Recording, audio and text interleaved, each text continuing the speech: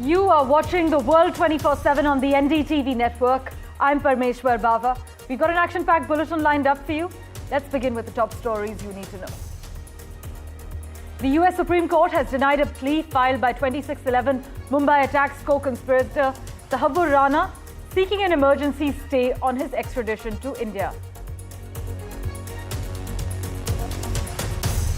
Media reports on Monday suggested that President Donald Trump is considering a 90-day pause in tariffs for all countries except China, a claim that White House swiftly dismissed as false.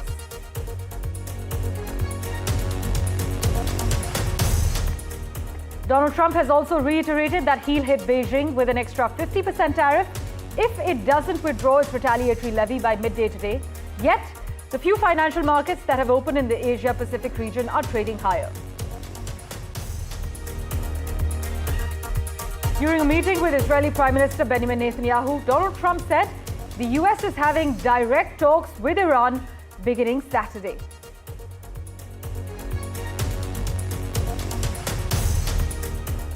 Finance Minister Nirmala Sitharaman has arrived in London to begin a 6-day official tour of Europe. Talks on the India-UK Free Trade Agreement are expected on the sidelines.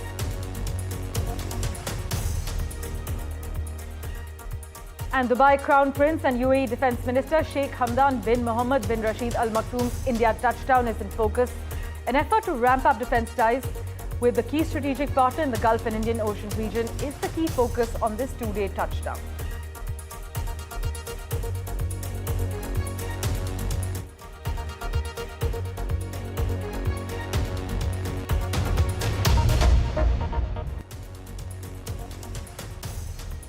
And our big focus, the US Supreme Court has denied Mumbai terror attack accused Tahawwur Rana's application, seeking a stay on his extradition to India. Mr. Rana, who's a 64-year-old, a Canadian national of Pakistani origin, is currently lodged in the Metropolitan Detention Center in Los Angeles. He had submitted an emergency application for stay pending litigation of petition for writ of habeas corpus in February on the 27th to be precise, with Elena Kagan, an Associate Justice of the Supreme Court of the US and Circuit Justice for the Ninth Circuit. Earlier last month, though, Kagan had denied the application. Tahawwur Rana had then renewed his emergency application for stay, pending litigation of petition for writ of habeas corpus, previously addressed to Justice Kagan, and requested that the renewed application be directed to Chief Justice Roberts. But an order on the Supreme Court website noted that Rana's renewed application has been distributed for conference and application has been referred to the court. Technical language, but the US top court has rejected Rana's plea. He has lost his last appeal. For further clarity, let's go across to my colleague Mohammed Ghazali, who's been tracking the finer details. Ghazali, so we're given to understand that Tahawwur Rana, who's currently held in a Los Angeles detention center, will now soon face a trial in India? See, this appears to be the last legal recourse Tahawwur Rana has sort of utilized there, and it has not bring any kind of relief to him. The US Supreme Court has rejected his application, which demanded a stay on his extradition to India. In his last application, which is filed on 27th of Feb, he had appealed that perhaps his Muslim identity is something which is going to be risky for him, which is going to be dangerous for his life, because he alleged that Indian agencies will torture him only because he has a Muslim identity. But right now, it is a very positive and significant development for Indian agencies, because this has been one case which has been dragging on for years. India has been requesting for extradition of Tahawwur Rana, who is believed to be the mastermind of 2611 attacks in Mumbai. He had stayed in Mumbai on 2 particular days, just days before the attack took place. He had traveled to Ahmedabad, Cochin, Hapur, and other areas.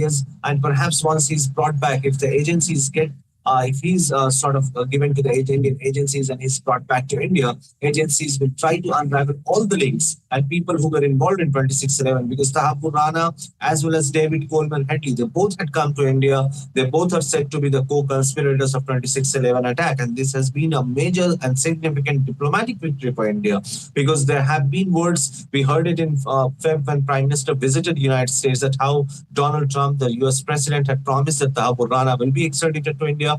But since then, for the last 2 months, we have seen him filing multiple applications in the US Supreme Court to just avoid a scenario where he will be extradited to India. But as of now, it is believed that this was his last legal recourse, last legal option, and he has exhausted all his options, and he will be finally be handed over to the Indian agencies. As always, Ghazali, thank you so much for joining us with the lowdown. Let's turn our attention now to the US, where Donald Trump has said he's not considering pausing his sweeping tariffs that have sent the stock market spiraling, but he is willing to engage in negotiations with other countries. Yet, even as he signaled an openness to hear out world leaders' concerns with the steep tariffs, Trump said that doesn't mean that the tariffs won't be permanent. Speaking at the White House alongside the Israeli Prime Minister Benjamin Netanyahu, Trump emphasized that ongoing negotiations would focus on what he called fair deals, and in some cases, that would mean countries paying substantial tariffs. Listen in. Markets today, and would you be open to a pause in tariffs to allow for negotiations? Well, we're not looking at that. We have many countries that are coming to negotiate deals with us, and they're going to be fair deals, and in certain cases, they're going to be paying substantial tariffs. There'll be fair deals. But one country Trump is not entertaining negotiations with is China, which he threatened with an additional 50% tariff if Beijing does not withdraw its new 34% retaliatory tariffs on US exports. The new tariff on China would be in addition to 54% tariffs Trump has already slapped. But Trump last week imposed a 10% minimum tariff on all imports and even higher reciprocal tariffs on the US's biggest trading partners, including China and the European Union, as we have been covering. The baseline tariff went into effect Saturday, and the reciprocal tariffs will begin on Wednesday. Trump has argued that higher tariffs, which seek to roll back decades of globalization, are critical to rejuvenate America's declining domestic manufacturing sectors and also create a level playing field with other countries that impose tariffs on US exports. Listen in to what the US president had to say and his threat to China. With China, as you know, against my statement, they put a 34% tariff on above what their ridiculous. We're putting a 50% tariff on above the tariffs that we put on. So they've gone for years. They've become a rich country because of people, again, that were in the White House that allowed this to happen. Hundreds of billions of dollars a year they'd make on us on trade, and it shouldn't be that way. And I have a great relationship with President Xi. I hope it's going to stay that way. I have great respect for China, but they can't do this. Meanwhile, shares in the US stemmed their losses on Monday as investors clung to hopes that Donald Trump would turn from tariffs to trade deals. The S&P 500, which tracks 500 of the biggest companies in the US, ended the day down about 0.2% after a wild day of trading that saw shares fluctuating from losses to gains in some of the sharpest swings seen since the COVID-19 pandemic. In fact, in the days after Trump's announcement, stock markets in the US, in the UK, world over have been hit by their worst one-day falls since the beginning of the pandemic in 2020. Global markets have been feeling the jitters. In fact, the few financial markets that have opened in the Asia-Pacific region are also trading higher as we speak. But for further clarity, we have with us Professor Darrell Montgomery, expert on all things global trade. Thank you so much, Professor, for making time for us. Given that Donald Trump has threatened to raise tariffs on Chinese imports now to 104%, how would such drastic measures affect both the US and global economies? Is this then the beginning of a trade war with long-lasting consequences, sir? Well, we'll have to see that. It has to be remembered that Trump is a negotiator, and this is the essence of his being and the essence of every one of his actions. And he is famous for having written the book, The Art of the Deal. So everything he says should be seen or taken as a point in negotiation. And even though he says, oh, this might be permanent, that should be considered a negotiation stance. So we will just have to see. He's trying to get the best deal possible for the United States. That doesn't mean this will be ongoing forever. The US Treasury Secretary, meanwhile, has said that they're engaging in talks with Japan and other nations. But Trump, meanwhile, has shown a strong preference for tariffs over trade deals. From an economic standpoint, how does this tension between negotiation and tariffs impact long-term economic growth? Well, this is adding to the world is undergoing deglobalization, which was actually mentioned in your previous segment. And this is just exacerbating that trend that already existed. And this is going back to earlier American political stances from before World War II. The Republican Party always preferred like high tariffs and to protect American industry. And Trump is simply trying to return to that earlier era. And economists, meanwhile, they warn that trade wars often lead to higher consumer prices and reduced global growth. Do you think this tariff approach is sustainable in the long run, or will it result in a global recession, as many experts are warning? Well, we'll have to see how it turns out. I mean, you can't take everything that's being said literally. These are like stances for like, how can I get a good deal? And tariffs in general, I don't approve of tariffs in general at all. So, and in economics, they're not considered to be a good thing.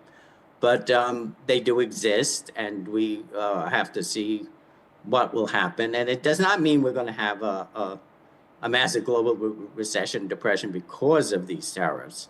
I mean, there may be other things happening. We're in a long-term inflationary spiral through much of the world also already. So, and tariffs are likely to add to that too. But with the possibility of tariff-induced recession looming, what sectors would you then say, Professor, of the US economy are most at risk, and how should investors ideally position themselves in response to these developments? In the United States itself or globally? Yes, in the US itself. Well, obviously, this would be positive for certain U.S. Industries.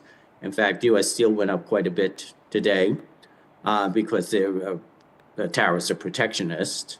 And all in all, I would consider, gold is in a very, very big rally, and that's good for everyone in the world. Right. And other metals like silver, copper recently hit a new high. So, I consider commodities in general. Right. Professor Montgomery, thank you so much for making time for us and joining us on NDTV. We will, of course, keep in touch with you for regular updates on global markets. Meanwhile, Trump defended the larger-than-expected tariffs on all imports to reporters in the Oval Office at the top of a bilateral meeting with Israeli Prime Minister Benjamin Netanyahu, who made his second trip to the White House since Trump was inaugurated in January. By the way, Mr. Netanyahu promised to eliminate Israel's trade surplus with the United States, a move likely to be closely watched by world leaders as Donald Trump's tariff policy roils global markets. Talks also covered the Gaza war and hostages and Iran tensions. Just listen in to what Mr. Netanyahu had to say. We will eliminate the trade deficit with the United States. We intend to do it very quickly. We think it's the right thing to do. And we're going to also eliminate trade barriers, a variety of trade barriers that have been put up unnecessarily. And I think Israel can serve as a model for many countries who ought to do the same. I recognize the position of the United States. It says, we're allowing other countries to put tariffs on us, but we don't put tariffs on them. And, I'm a free trade champion, and free trade has to be fair trade. And to take this further, we have with us on the broadcast Dr. Richard Benkin. Dr. Benkin, as always, thanks so much for your time. Looming over the meeting this week is a point of tension. Trump's sweeping tariffs, which did not spare Israel. There's also the Iran question.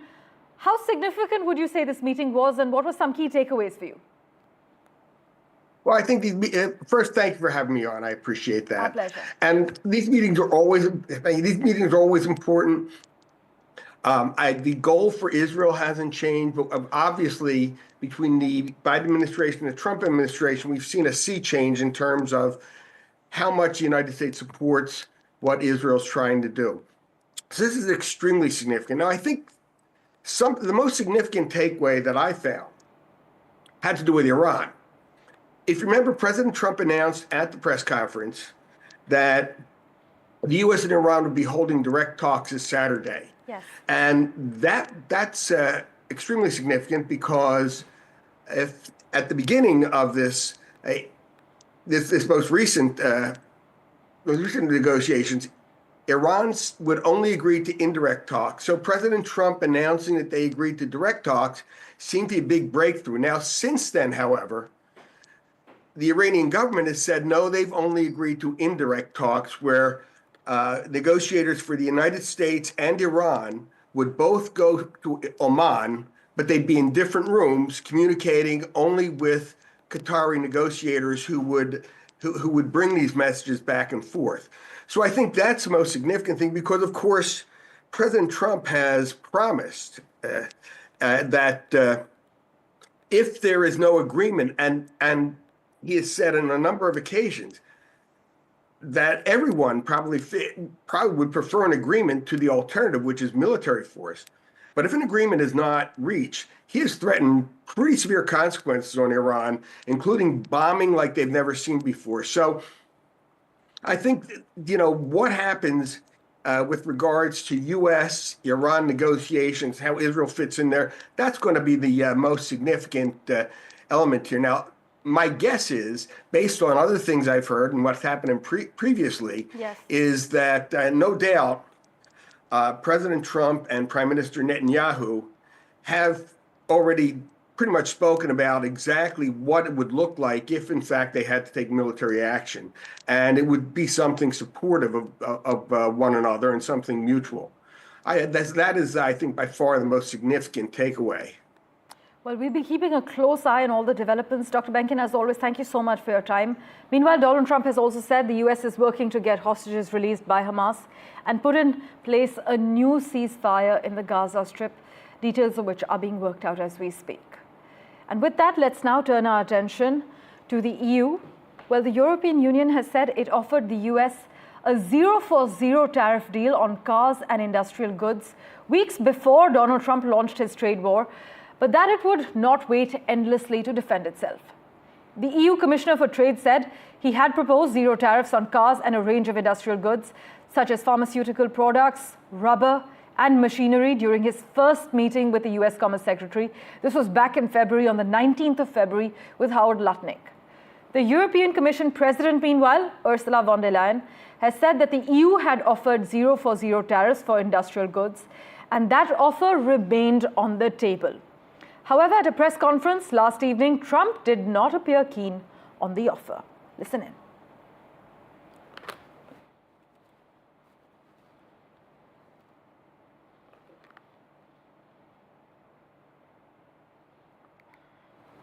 Right, we will line up that reaction for you. Meanwhile, let me also bring you up to date with what's happening as far as India and the US are concerned.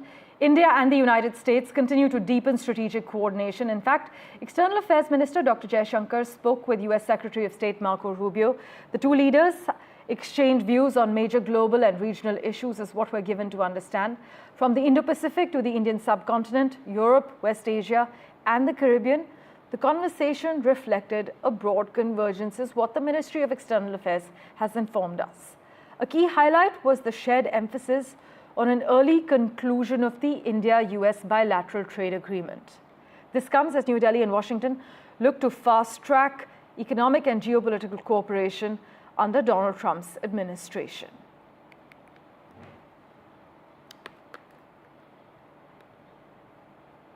With that, let's turn our attention now to Canada, which has requested the World Trade Organization dispute consultations with the United States over Donald Trump's decision to impose a 25% duty on cars and car parts from Canada. This is what the World Trade Organization has said.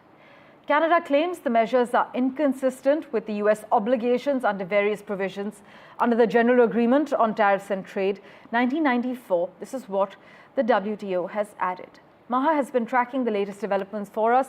She joins us live from Vancouver at the moment.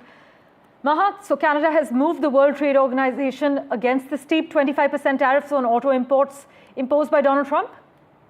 That's right. And this is the second case that Canada has taken to the WTO in the recent past. They've also taken the steel and aluminum tariffs of 25% to the WTO.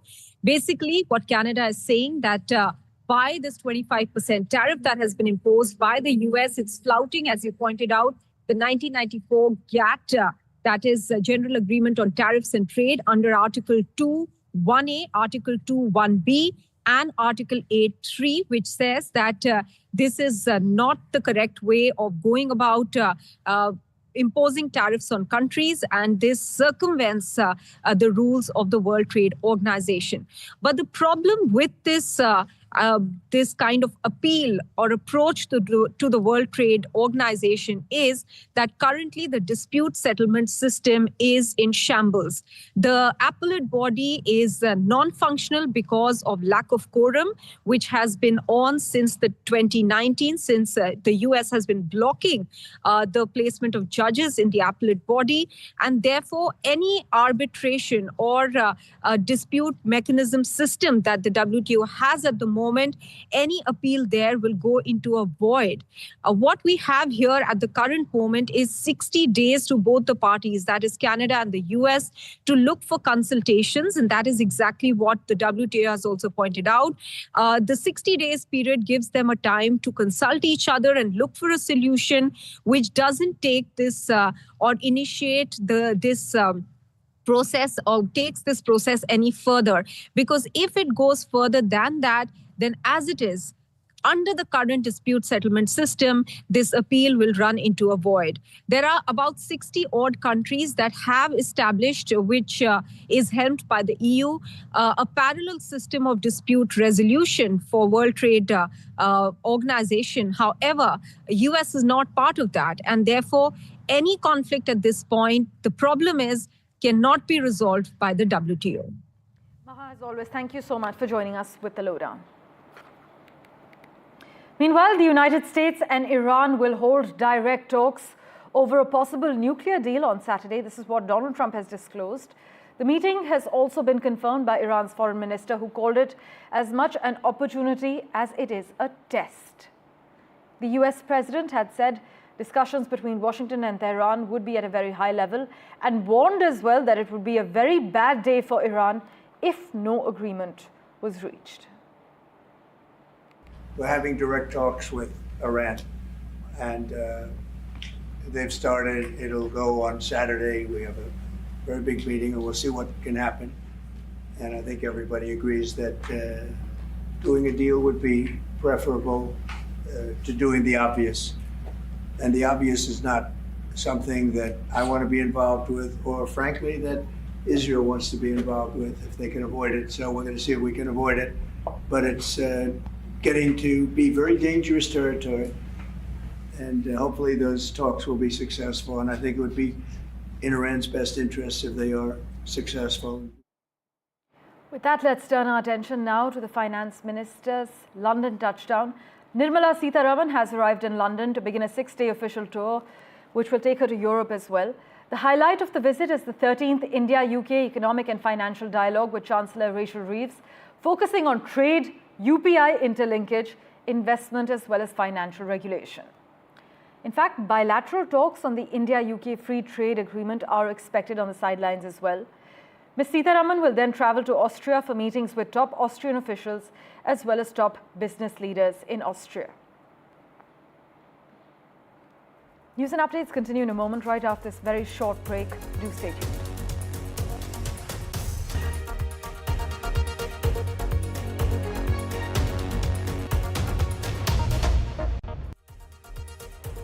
Welcome back. Well, our big focus also remains the Crown Prince of Dubai's touchdown in India. He has an action-packed schedule lined up. In fact, over these 2 days, he will meet Prime Minister Modi for a working lunch, which the Prime Minister is hosting in his honor. He's also scheduled to hold talks with External Affairs Minister Dr. Jaishankar and our Defence Minister Rajnath Singh.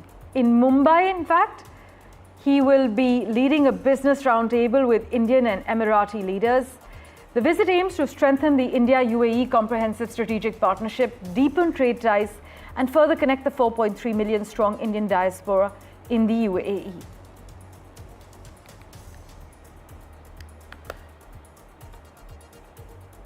In other news, the US Supreme Court has ruled that Donald Trump can continue using a centuries-old wartime law to fast-track deportations. The Alien Enemies Act, which was passed in 1798, allows the US president to detain and deport people from enemy nations without regular legal proceedings. On Monday, the court lifted a lower court's block, permitting the Trump administration to deport alleged gang members while legal challenges continue. So far, at least 137 people have been removed under this law in the US. Rights groups have condemned the move, saying it undermines due process and opens the door to abuse. But the case will now proceed through lower courts. But you must note that deportations can continue in the meantime as well.